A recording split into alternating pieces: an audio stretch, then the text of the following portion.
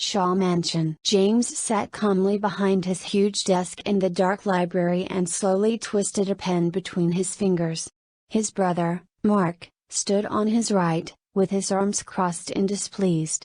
His sister, Amy, stood behind him by the huge glass window in a slim beautiful red dress.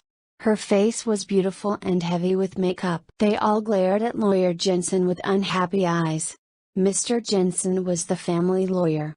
Though he should have been afraid with all the eyes looking at him unhappily, he spoke calmly. Mr. Quintana passed away 3 days ago, owing $10 million to debtors. The late Mr. Shaw's will states that he will pay any debt that Mr. Quintana has. Mr. Nathaniel, the late Mr. Quintana's lawyer, has contacted me and the debts will be paid by the Shaw Estate Trust. Why? My father owes nobody anything. This Mr. Quintana was an adversary of our father. How can father help that man? Mark's voice shouted angrily. Mr. Jensen calmly looked at Mark. Mark is right. Father owes no one anything. It doesn't sound reasonable that father would help the Quintanas out when our family hates their family, Amy remarked unkindly. Mr. Jensen looked at James's stern face, and continued. Nevertheless, it is written in your father's will, which Mr. Shaw have heard. Mr. Jensen nodded over to James. The late Mr. Quintana has one daughter, who has no relatives and nowhere to go. Your father's will states that in the case when Mr. Quintana is no longer living, he will take Miss Quintana in as his ward.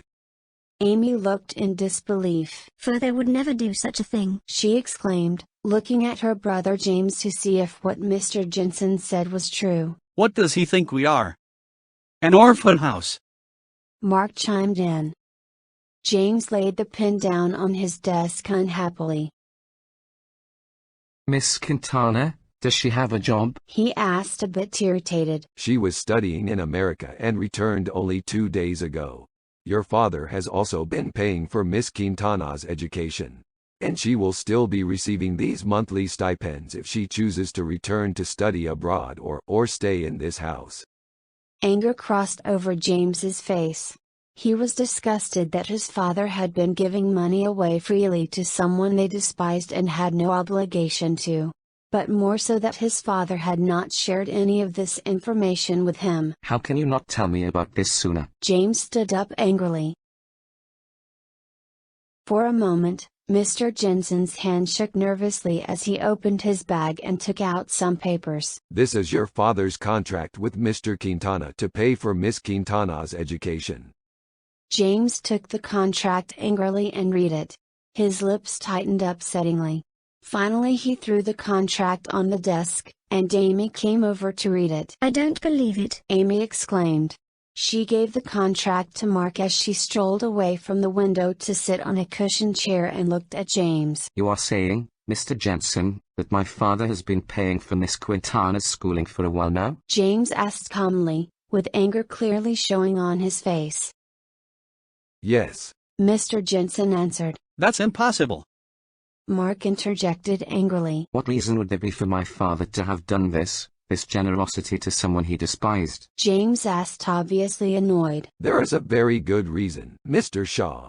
The late Mr. Quintana, though he was your father's arch-rival, helped your father once. Helped father? Father needed no one's help. Mark shouted. You must be joking with us, Mr. Jensen. You mean Mr. Quintana threatened my father? Amy remarked sarcastically. Mr. Quintana helped your father, Miss Shaw, and your father has given his word to help Mr. Quintana whenever he is in need. Mr. Jensen turned back to James. You will need to visit Miss Quintana today and inform her of her new position in your family, Mr. Shaw. Even if you don't want her to stay here, your father has opened his house for her. You will need to take her in. James looked at him deadly. Have you forgotten who you work for, Mr. Jensen? James remarked, irritated. I see no reason for me to provide free room and board to a girl who is old enough to take care of herself. If she is able to get an education abroad, she should be able to get herself a job here. Mr. Jensen only stared calmly back, and remarked. She is homeless at the moment. She will need a place until she finds a job. James swore under his breath, finally dissipating his calm demeanor. Amy stood up and came over to the desk. And why does my brother have to visit this girl, Mr. Jensen? Your father would have paid her a visit if he was alive to relieve Miss Quintana of some of her worries and inform her that she has a home to go to. Miss Shaw, your brother will only be doing what your father would do. Fine. Let us go and see her. If she is like what I think she is, I will inform her to get a job and rent a little place for her until her job pays for her, James remarked rather impatiently. Mr. Jensen only nodded silently.